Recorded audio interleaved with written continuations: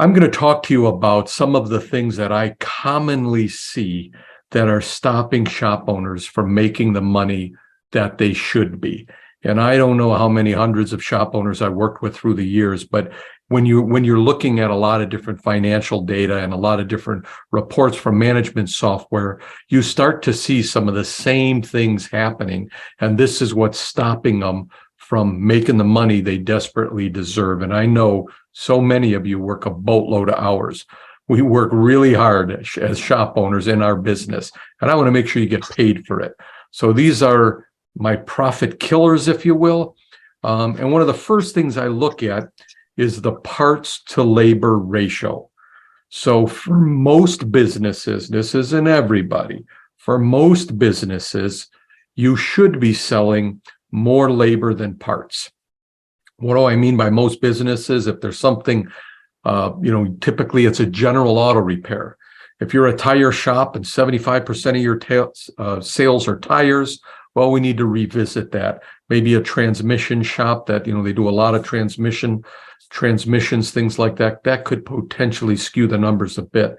But for most general auto repair shops, I want to make sure that you're selling at least 50% labor and 50% parts. The more labor you sell, the better. It's one of the first things I look at. That's an indicator of a weak sales staff.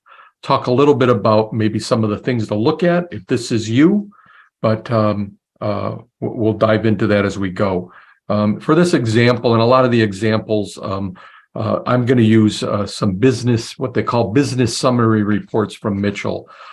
These numbers you're going to find in your software report. So no matter what you're using, RO Writer, NapaTrax, TechMetric, same kind of reports, different name, you'll be able to get this information out just as easy. So this is a sample business summary actually collected from a shop owner several years ago. This is for a whole year's worth of business. You can see this business, $700,000 worth of business, not bad. But I want you to kind of focus on right here where it says gross sales. You see this business is selling $456,000 worth of parts, almost 457, and it's only selling $237,000, $238,000 roughly in labor. Again, I think that kind of the parts follow the labor. So why wouldn't a shop sell more labor? There's just so many things. Have you ever, maybe a car comes in, you got the technician on the car, or road testing the car, my favorite, I got a vibration on the highway, or I got a noise that only happens on the highway. And I mean the highway, Ron, you've been to my shop, it's like a quarter mile from my shop. But every time I put a tech in that car, he's gone at least a half hour. I want to make sure you're charging for that. So maybe it's not charging for your inspection times, or so many shop owners say, well, if you get the car repaired here, we'll take that inspection fee off. No, all of this stuff is knocking down your labor sales.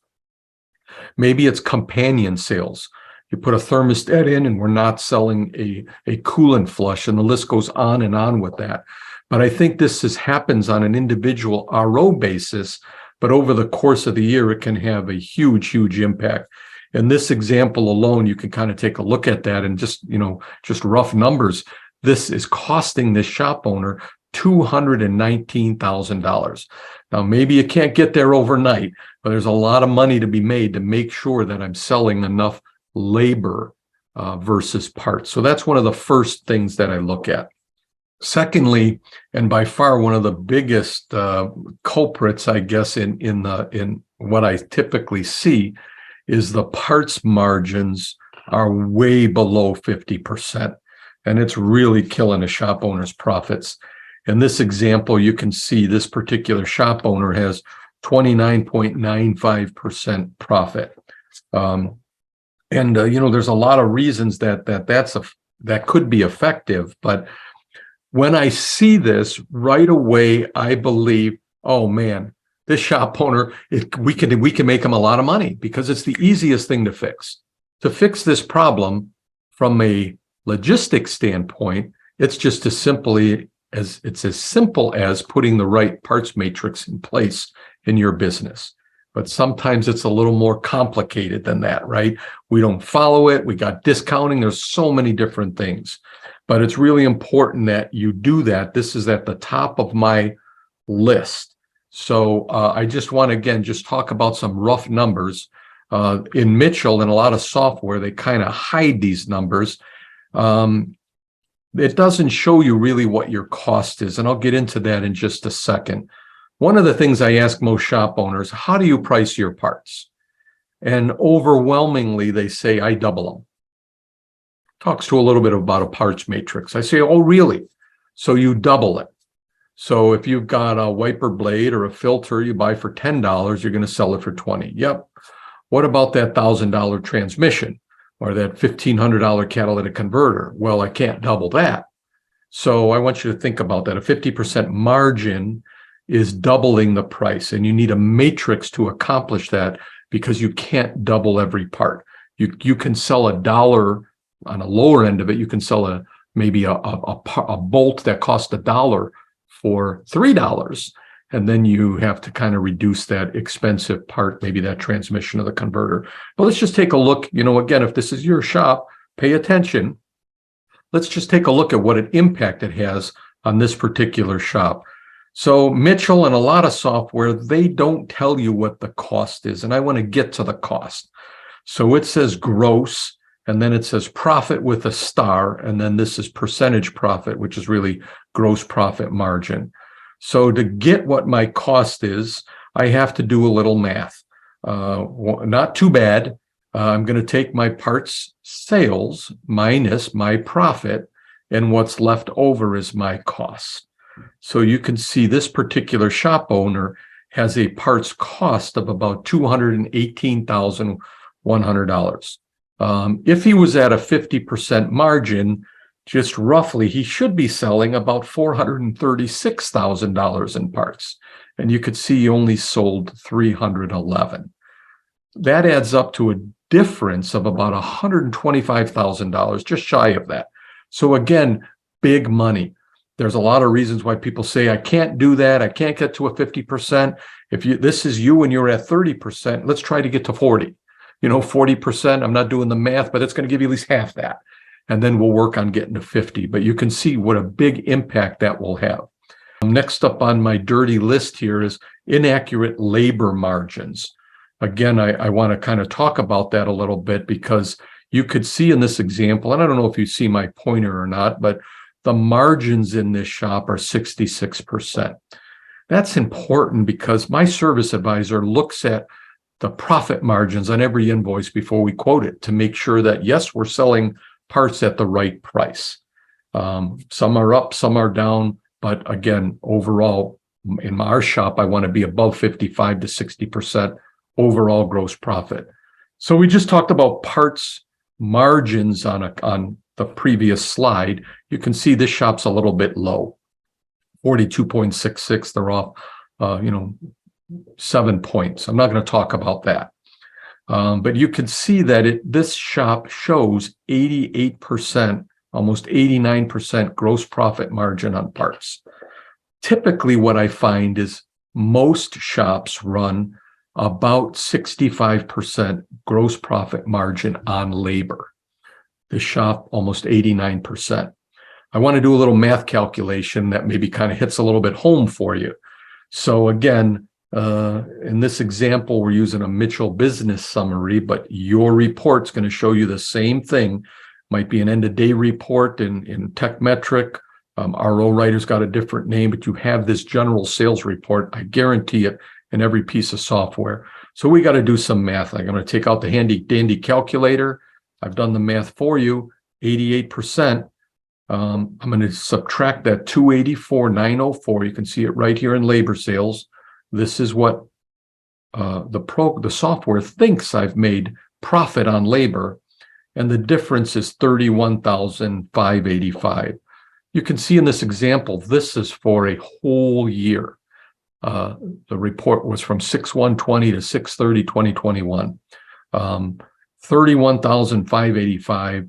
I guarantee you we paid our techs more than that. If you can find a couple of technicians to work for about 15 grand a year, please send them my way. I'd like to hire them. It's just not possible. to make matters worse, if you really do the math, I'm going to take that 31,585 that at least our business summary or our point of sale business management software believes we're paying our tech. And I'm going to divide it by, you can see there, the labor hours sold. So a little bit of math here. It says my technicians are earning about $11.55 an hour. This happens for a couple of reasons. I don't know a technician. I think you can make more than that working at McDonald's now. I think the last time I drove by, they were $17 an hour. Technicians are going up, up, up. It's important you keep up with this. I check this number in my management system about once a quarter. I compare this number, total cost, right here in this example, to what my actual payroll was. What did my payroll company say, or what does QuickBooks say I paid my techs? And that number should be loaded. I don't want to split hairs, but it should include, any benefits you're offered. If it's health insurance for your techs, make sure that's in that number, because that's your true cost of paying a tech. So it's important that you get that number right. Where I really see the problem with this is one of two reasons. Either when you when you set up your management software, whether it's Mitchell, TechMetric, wherever, you put that technician in and it says, what does that technician make? That's not adjusted correctly.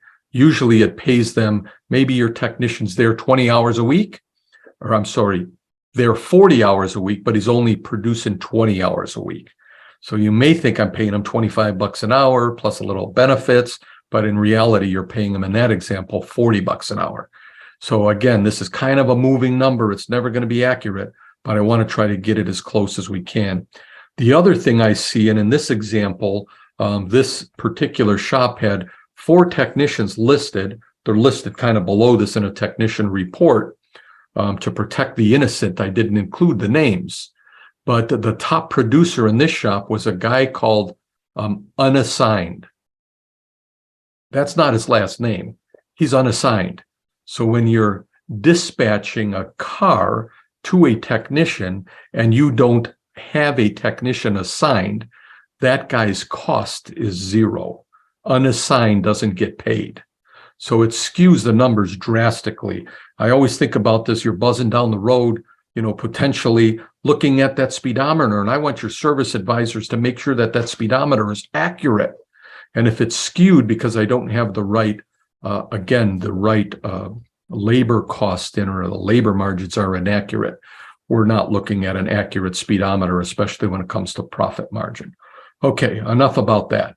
Next up, I want to just talk about the average repair order, transaction size, whatever you want to call it.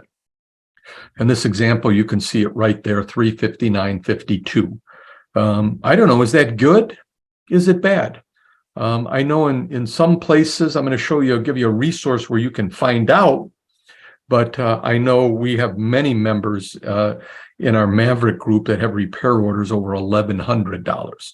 So for them, it's really, really low. Maybe your shop's in California. Usually we see the average repair orders really high in California. But again, is that high? Is that low? I don't know. I'm going to give you a resource to kind of take a peek at. And I mentioned the TechMetric. You don't have to be a member to go to this website. If you got your phones or you'll get the recording, you can snap a picture of that. It's techmetric.com, resources, TM500. You can see it there. But if you go on that website, it'll give you some decent information. I'm going to bring it up just real quick for you, what it looks like. So I clicked on Ohio because that's where I am.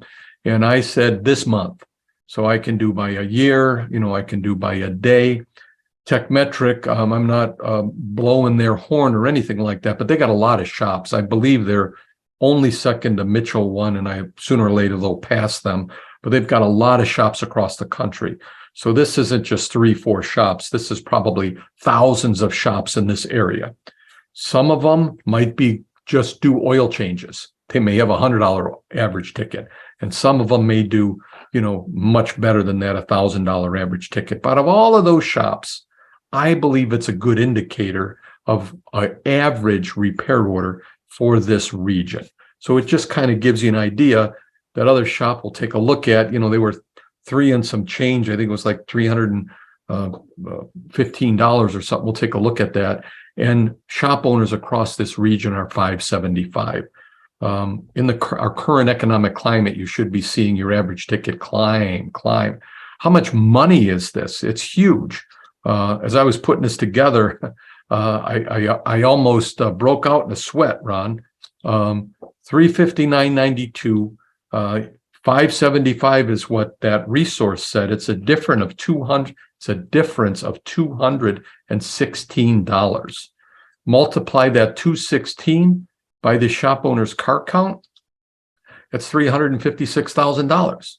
Now, maybe you're saying to yourself, I do a good job. I share my inspections. We do a thorough inspections. I don't think I can raise my average ticket 200. Could you raise it 100? Could you raise it 50? Do you want 25% of that number? Hell yeah. So again, a lot of things go into average repair order.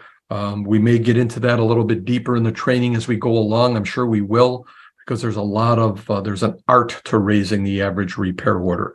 And we'll probably discuss that as we go on, but that's food for another time. So again, I want to just kind of summarize what we talked about today. In my opinion, these are the 4 biggest profit killers that I see with most shops. Make sure you're selling more labor than you are parts. Make sure your parts margins are above 50%.